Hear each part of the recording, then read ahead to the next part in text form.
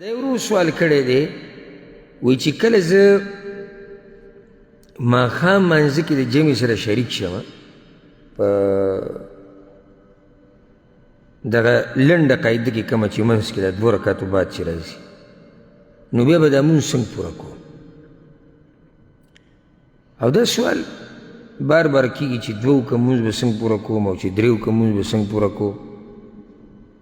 دلته دا مسله یاده کې په صحیح بخاري صحیح مسلم کې دا حدیث دی رسول صلی الله علیه وسلم ما ادرکتم فصلوا وما فاتکم فاتموا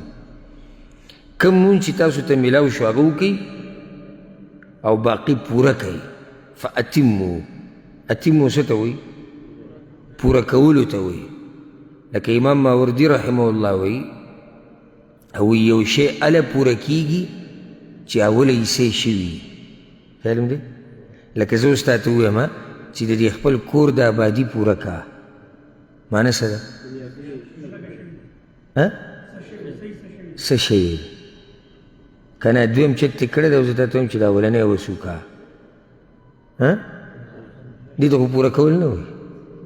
پوره کول خو دې ته وایي چې یو کار شوی دی او کومه حصه یې شوې ده اولنی یې شوې ده نو اوس زه تاته وایم چې ته داسې کار وکړې چې دا کار مخکې بوځه پوه شوئ که نه ته منزل رالی د امام سره چې کوم مونځ ته راګیر کو دا ستا اولنی مونځ دی اوس رسول صلی الله علیه وسلم وایي پوره یې کا څه مطلب شو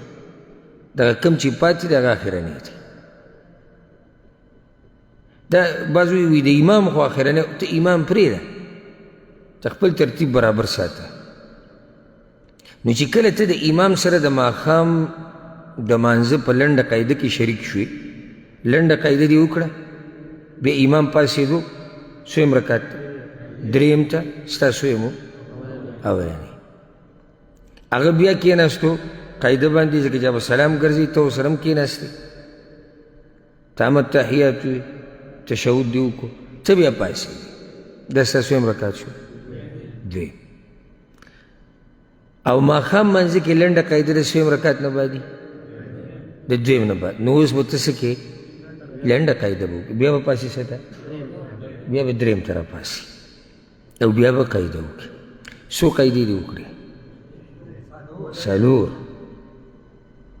څلور راغلې اولني هغه امام سره راغلی و چې هغه دویم رکعت نه بعد کول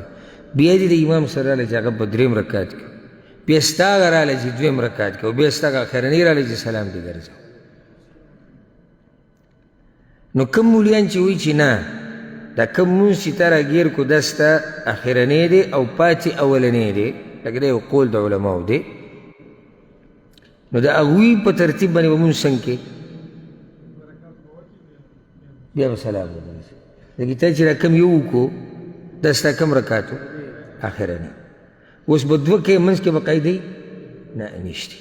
لکه چې اولنو 2 منځ کې قاعده هغه نشتي پوه شوې پې خو د دلیل په رڼا کې مضبوط قول او راجح هغه دا دی چې کوم مونځ چې تا د امام سره راګیر کو دا ستا